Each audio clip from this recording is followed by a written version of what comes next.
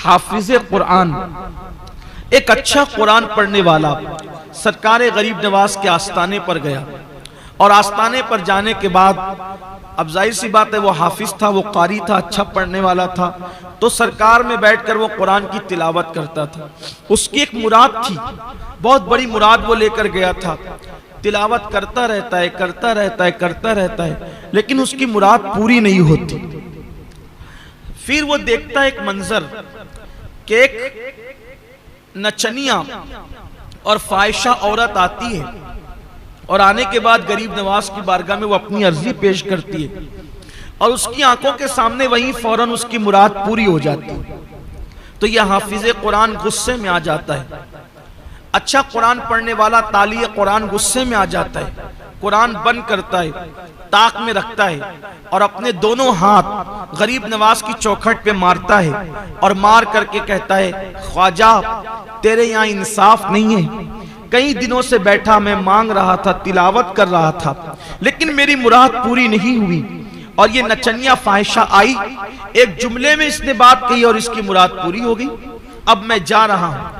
जैसे ही वो जाने लगा तो क्या देखा, एक खूबसूरत बुजुर्ग, बड़ी बड़ी आंखें, गोल सा खूबसूरत नूरानी चेहरा, और पूरे वकार और तमकनत के साथ सामने से चले आ रहे हैं। और आने के बाद कहते हैं, हाफिज साहब कहां जा रहे हो, जा कहां रहे हो? उस हाफिज ने कहा, घर जा रहे हैं। और कहां जाएंगे? इसलिए कि इस चौखट पर इंसाफ नहीं है। कई दिनों से बैठकर मांग रहा था, मिला नहीं। एक नचनिया को एक बात में दे दिया। आने वाले बुजुर्ग ने कहा, हाफिज जी जाओ, आपकी मुराद भी पूरी हो गई, आपकी तमन्ना भी पूरी हो गई, जो मुराद लेकर आए थे पूरी हो गई। अब इतने यकीन के साथ आने वाले बुजुर्ग ने जब कहा, तो हाफिज जी ने कहा, हजरत आप कौन है जो आप कहते हैं कि तेरी मुराद भी पूरी हो गई? फरमाया, जिसकी चौखट पर मुराद लेकर आए थे वही मोइनुद्दीन हूं मैं, वही मोइनुद्दीन हूं मैं। तो अर्ज किया, हुजूर इतनी ताखीर क्यों हुई? फरमाया, नादान तू बेसब्रा है। दरअसल वो नचनिया की आवाज मुझे पसंद नहीं थी, इसलिए उसने मांगा, फौरन देकर भगा दिया। उसकी मकरू आवाज दोबारा सुनना नहीं चाहता था, लेकिन तेरी तिलावत कुरान मुझे बहुत पसंद। तू बहुत अच्छा कुरान पढ़ता है, तू कुरान बहुत अच्छा पढ़ता है, इसलिए देने में देर कर रहा था कि जितनी देर होगी उतने दिन तू मेरी चौखट पे रुकेगा और मुझे कुरान सुनाता जाएगा, इसलिए मैं यहां तुझे देर कर रहा था, लेकिन तू बेसब्रा था। और फरमाया, अगर तुझे यकीन नहीं आता कि मैं मोइनुद्दीन हूं तो देख मेरी पीठ पर क्या है। पीठ से कपड़ा हटाया तो देखा कि 8 उंगलियों का निशान मौजूद था। अर्ज की, हुजूर ये क्या है? फरमाया, जो तूने मेरी चौखट पर उंगलियां मारी तो ये उंगलियां मेरी चौखट पर नहीं पड़ी, बल्कि उसका असर मेरी पीठ पर पड़ा है। ये है कुरान मुकद्दस की तिलावत की बरकत। किसी भी वली की चौखट पर जाओगे, किसी भी बुजुर्ग की चौखट पर जाओगे, तो आप वहां पर तिलावत कुरान मुकद्दस करोगे तो उसकी बरकतें आपको नसीब होगी।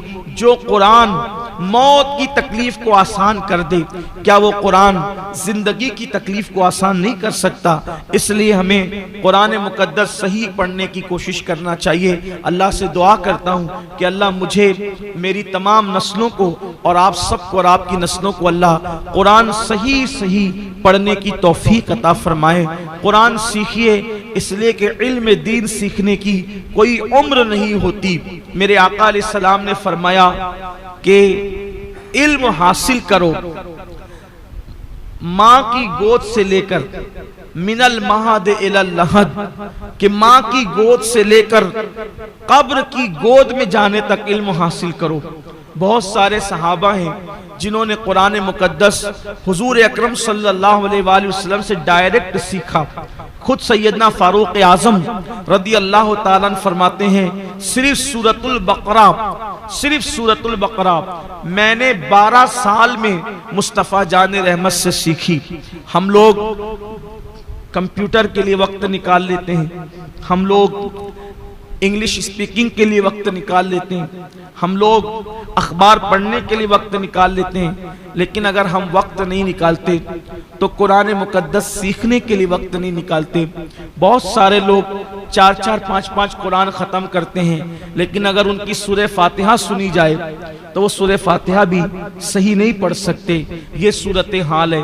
कुरान मुकद्दस का हक अदा कीजिए। हदीस पाक में आता है बहुत सारे लोग ऐसे हैं कि जो कुरान पढ़ते हैं मगर कुरान के हरूफ उन पर लानत करते हैं। पूछा गया, या रसूल अल्लाह सल्लल्लाहु तआला अलैहि व आलिहि वसल्लम, वो कौन लोग हैं कि कुरान के हरूफ जिन पर लानत करते हैं? तो अल्लाह के हबीब सल्लल्लाहु अलैहि वसल्लम ने फरमाया, जो कुरान पढ़ते वक्त कुरान मुकद्दस की आयतों का हक अदा नहीं करते, कुरान के हरूफ उन पर लानत करते हैं। इसलिए कुरान पढ़ा जाए।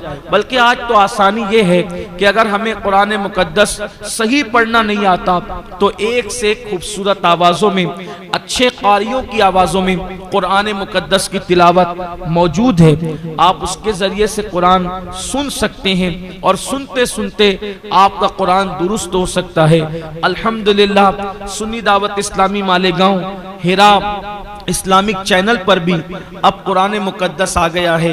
हमारे यहाँ सुन्नी दावत इस्लामी के मुबल्लिग जनाब हज़रत मौलाना हाफिज़ व कारी तजम्मुल हुसैन रज़वी साहब की आवाज़ में हिरा इस्लामिक चैनल पर कुरान मुकद्दस आ गया है। आप अल्हम्दुलिल्लाह जा कर के वहाँ अगर रोज़ाना एक पारे की तिलावत सुनेंगे तो रोज़ाना सुनते सुनते आपको कुरान मुकद्दस पढ़ना भी आ जाएगा और आप कुरान मुकद्दस पढ़ना सीख भी जाएंगे। याद रखिए कि हम कुरान खानी में कुरान क्यों पढ़वाते हैं? घर का इफ्तिताह करते हैं, कुरान पढ़वाते हैं। किसी का इंतकाल होता है, कुरान पढ़वाते हैं। इसी तरीके से कोई मुबारक मौका होता है, कुरान पढ़वाते हैं। वजह क्या है? वजह यह है कि हमारा अकीदा ये है कि जहाँ कुरान पढ़ा जाता है वहाँ अल्लाह की रहमतों का नुज़ूल होता है।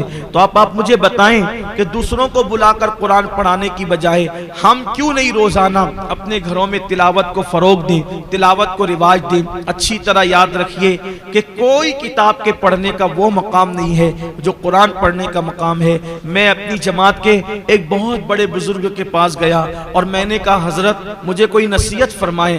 तो आपने फरमाया, सैयद साहब आपसे मेरी गुजारिश है कि आप अपनी कौम को भी ये पैगाम दें और आप खुद भी इस पर अमल करें कि हमने सब की किताब पढ़ी है लेकिन हमने रब की किताब नहीं पढ़ी है।